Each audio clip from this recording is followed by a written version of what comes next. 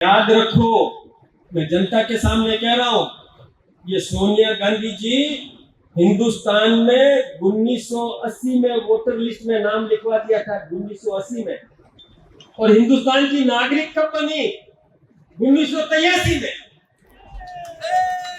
Vote चोरी किसने की?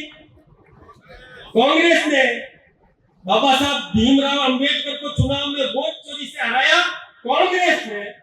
ये बात भूलते क्यों? ये भूलना नहीं। ये वोट चोरी की बात कहां करते हैं? कई मीडिया वाले भी मुझसे पूछते हैं, मैं उनसे कहता हूं कि जहां वो जीत जाते हैं वहां अपनी ताल ठोकते हैं, और जहां हार जाते हैं वहां ईवीएम पर प्रश्न लगाते हैं। जहां हार जाते हैं वहां वोट चोरी की बात करते हैं। अरे वोट चोरी भी करनी होती तो बंगाल में नहीं करते।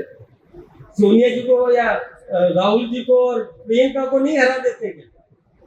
ये अशोक गहलोत जी 3 बार के मुख्यमंत्री रहे, वो भूल जाते हैं कैसे बन गए थे मुख्यमंत्री। अभी कैसे चुनाव जीत के आ गए, डोटासरा जी कैसे जीत के आ गए। धराशायी कर देते ना कि वोट चोरी करनी होती है। नहीं करते। हम जनादेश का सम्मान करते हैं।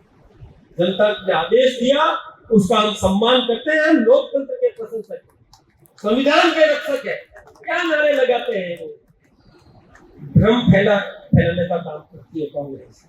केवल भ्रम फैलाती है, काम करती नहीं है, सेवा करती नहीं है।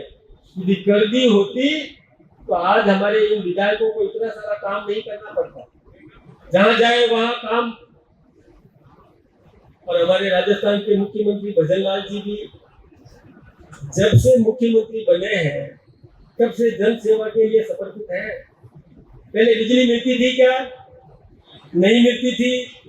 अब बिजली की व्यवस्था करी। जब वो मुख्यमंत्री बने उस समय भी 3 प्लांट तो फेल थे। कोयले की जगह लिग्नाइट डाल दिया अशोक गहलोत जी ने। वो प्लांट भी, बिजली उत्पादन केंद्र भी और खत्म हो गए। फिर भी उन्होंने कमी नहीं आने दी और जनता की सेवा के लिए बिजली की व्यवस्था करी, पानी की व्यवस्था करी, रोजगार देने का काम किया, राइजिंग राजस्थान का काम किया, इंडस्ट्रियलाइजेशन का काम किया, रोजगार देने का काम किया। यही नहीं, और अब घर घर सोलर पैनल लगाने की भी उन्होंने घोषणा करी है। और घर घर में आप बिजली के पैनल लगाओगे, घरों में बिजली पैदा होगी तो आपके बिजली के बिल भी नहीं आएंगे। ये व्यवस्था कर रही है हमारी राजस्थान की सरकार। काम कर रहे हैं, जन सेवा के लिए समर्पित है। और हमारे ये जनप्रतिनिधि भी लगे हैं। क्योंकि मुझे जाना है इसलिए मैं लंबी चौड़ी बात नहीं करूं।